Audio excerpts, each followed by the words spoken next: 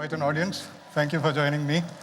Um, I know everybody has been listening to stories of the future, what the future is going to look like. Now, I am 45 years old, which means that I was born in 1979, but I have traveled back in time to 1968. Now, while people are talking about mobility in space, I'm going to tell you about time travel. How did that happen? Well, the story starts with me joining the Navy. I joined the Navy because I love the idea of going to sea. And then I became a pilot because I love the idea of looking down on people. One day, the Navy made me the skipper of a boat, and I said yes, because I could go to sea and I could continue to look down on people. Well, next up, the Navy asked if I wanted to spend 6 months all alone at sea. I said, why not? I love the sea. I love being alone. Brilliant idea, right? But let me tell you, if your boss tries to give you something that you like, there has to be a catch. I asked the Navy, what exactly do you want me to do? And the Navy said, we just want you to undertake a single-handed, non-stop circumnavigation of the entire planet. I was like, excuse me, what exactly do you want to do? Well, they just wanted me to take a boat, sail out of Mumbai, around the world, cover a distance of 20,000 nautical miles or 40,000 kilometers, and come back to the point where I started from, without stopping anywhere, without taking anybody's help, all alone. It took me 151 days to finish this circumnavigation of the Earth. And when I came back, sailed in to Mumbai harbor, on my boat, I saw 3 helicopters give me a fly past. And one of the helicopters had the President of India on board. When I stepped out to the gateway, he was standing there. I saluted him. I made report, sir, single-handed, non-stop circumnavigation of the Earth is complete. He saluted me back and he said, on behalf of 1.3 billion people of India, I welcome you back on land. Now, it was only 2 years later I understood the significance of this event.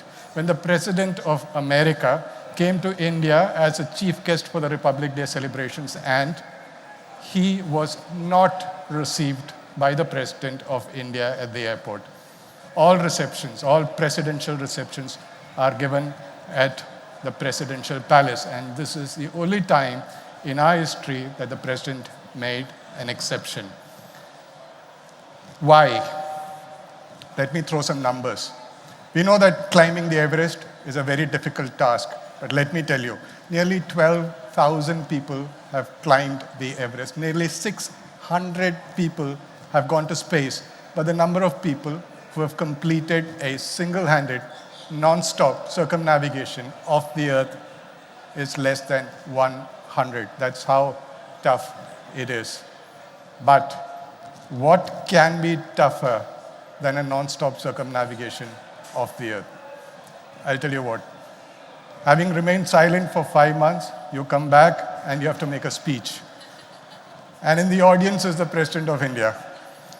I didn't know what to say. I just thanked everybody who was there that day. I thanked everybody who helped me go around the world.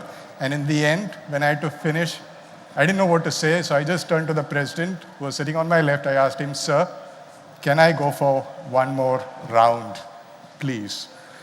And they all laughed like you, because they're wondering what sort of craziness can drive a man to the sinister Southern Ocean, where waves are not measured in inches and feet, but in increments of fear. Somebody has to be really crazy, right? But that story starts in 1968. That's how I traveled back in time. 1968. First man had just gone to space. No one had sailed around the world alone without stops.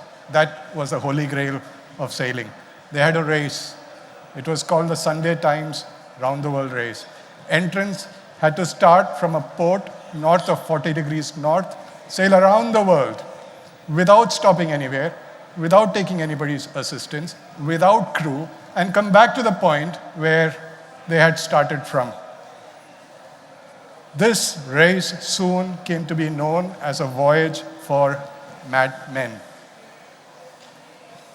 9 entrants started this race, but it became the most dramatic sailing events of history. Out of the 9 who started, 1 committed suicide. 1 sailor's boat sank, he was rescued. 3 years later, he allegedly committed suicide. A French entrant decided there was no point in going for the finish. He went around the world 2 times and stopped in Tahiti, and he never came back to his wife and family and kids. And in his book, he writes that he did all that to save his soul. All boats were wrecked except for Sir Robin Knox Johnston. Nobody had faith in him. He went looking for sponsors. All he got was a crate of beer and a box of chocolates. Robin took 312 days to sail around the world in 1968 in a boat that was built in India, in Mumbai.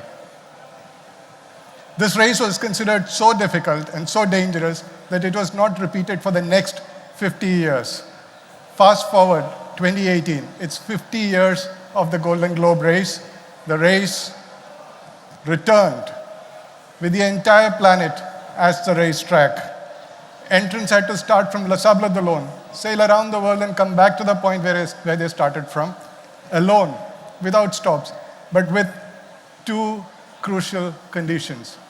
The boats had to be traditional long keel boats, short ones, just 36 feet, and you could not use any technology that did not exist in 1968, which meant that you cannot use a GPS, no electronic watches, no satellite internet, no weather updates through satellite, no speaking with your family, no nothing. I decided to build a replica of Robin's Suhaili in India, called it Turiya, took it to the Netherlands, finished its outfit, took the boat to Falmouth, where all entrants were supposed to assemble. And when we reached Falmouth, Robin, Sir Robin, he sails in on his boat, Suhaili. Now his boat and my boat are replicas of each other. He wants to check out my boat. He comes on board, signs my logbook. On his way out, he asked me a question. How long, Abhilash, how long are you going to take to finish this voyage? Now Robin had taken 312 days. I told him, sir, 311, 1 day less than you. Robin says, you are young and ambitious. I told him, sir, you are old and jealous. Now, Robin holds me by my collar. He tells me, damn it, I'm a captain in the Navy. I said, my apologies, sir. I'm a commander. You outrank me. I will finish in 313 days. Now let go of my collar. But something else happened. 50 years ago, 1968, one evening before Robin was starting his circumnavigation, he did what any sailor would do. He went to a pub, got drunk, and on his way out, he realized he doesn't have a barometer on his boat. So he steals one from the pub, takes it around the world. 50 years later, 2018, he returns the same barometer that he stole back to the pub. But the pub's joy was short-lived. 4 hours later, it was stolen again. And this time, it was on an Indian's boat trying to go around the world once again. We reached Les Sables d'Olonne. Tremendous interest in all the boats. A lot of people visiting, my boat, which was flying the Indian flag at that time. And they were all quite crazy because they'd never ever seen a boat with an Indian flag anywhere in Europe. The race started on the 1st of July. Sir Robin fired the start cannon. Luckily, he was old and infirm. His aim was poor. He did not kill any of the 17 who crossed the start line. But this race of 2018 also became a race of attrition. Out of the 17 who started, 4 retired even before we crossed the first gate at Lanzarote.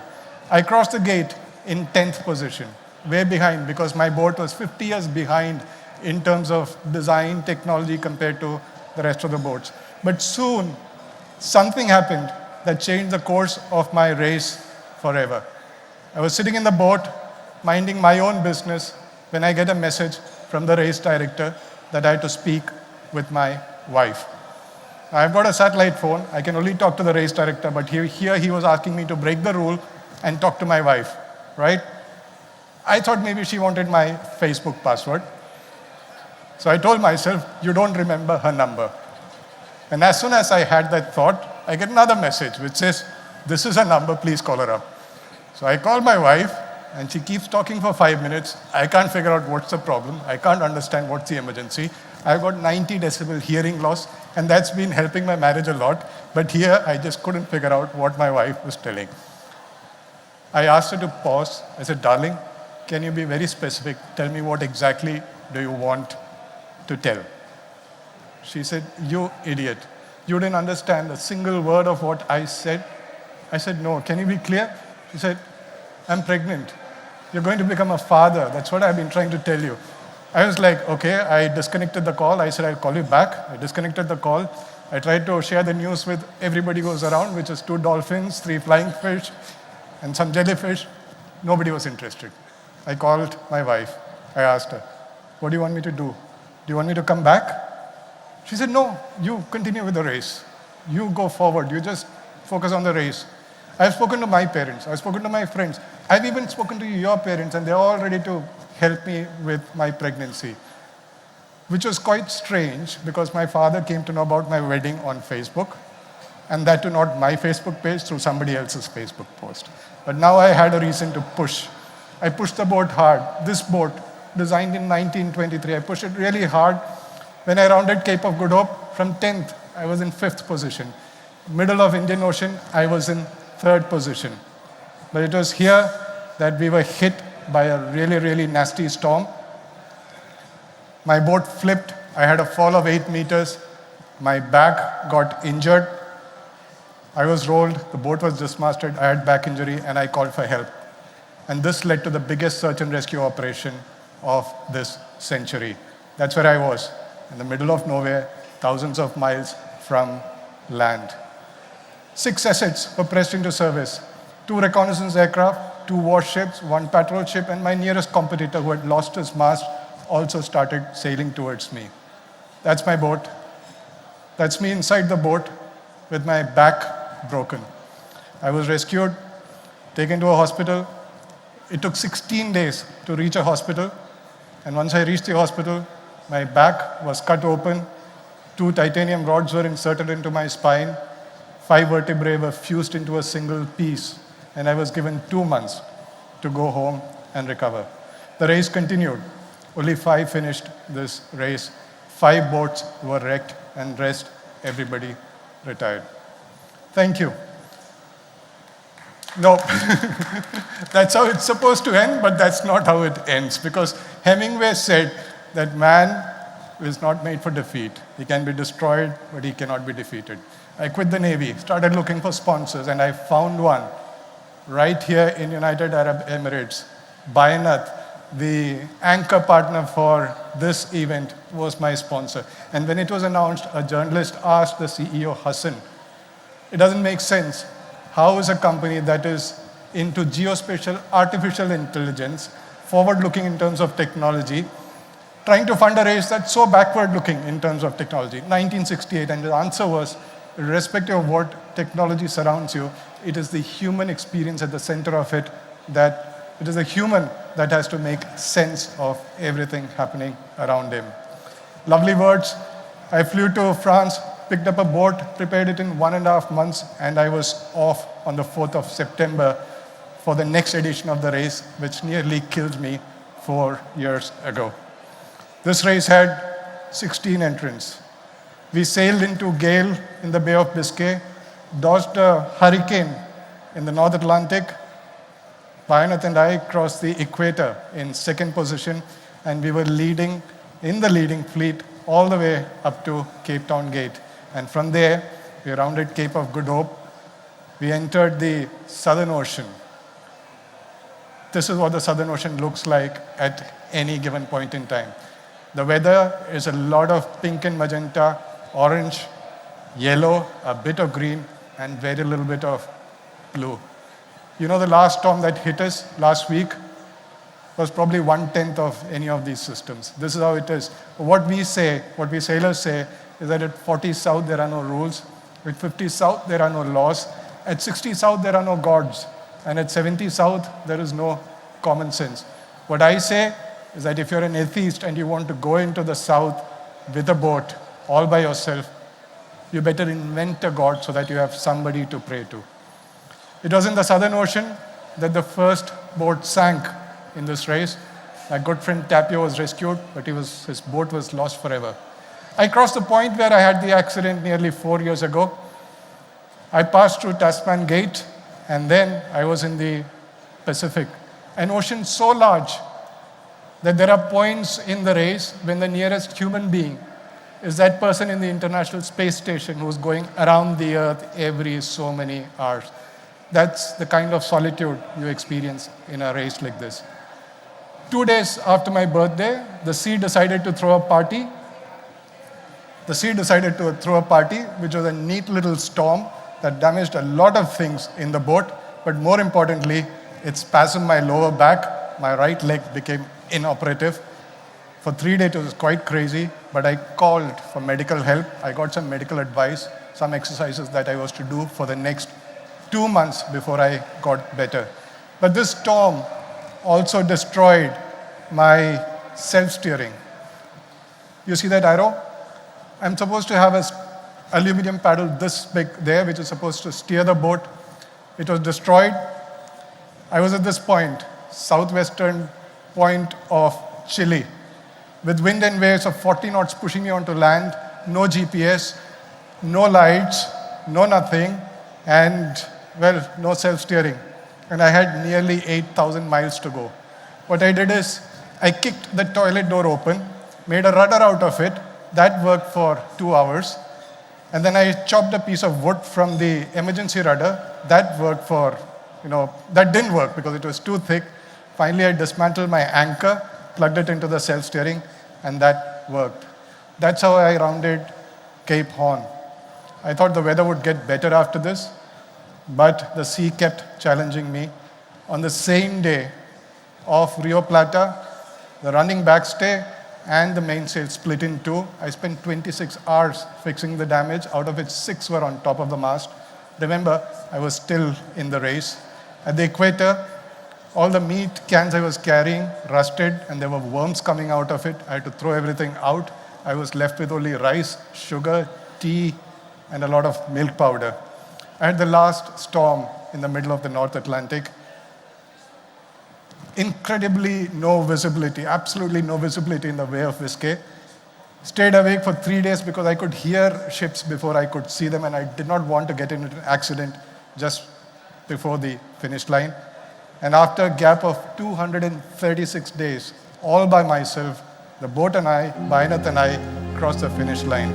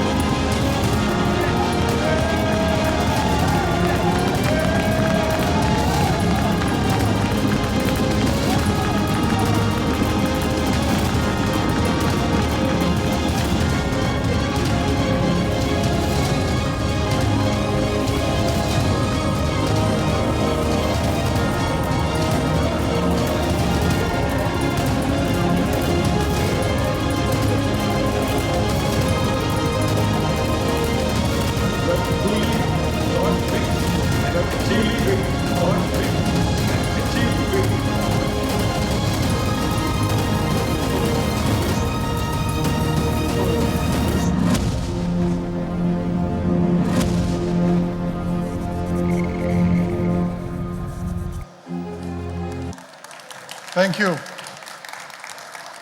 It was when I finished that I came to know I was second in this race, one of the 9 people who have finished this race in its 55-year history. The question is, why am I talking about all this in a forum which is about the future? Simply because we must not forget where we came from. We must not forget how insanely difficult it was for people in the late, last century. And we must also not forget that while we talk about the future, there is a huge section of people who still live in the past. Thank you so much. Thank you.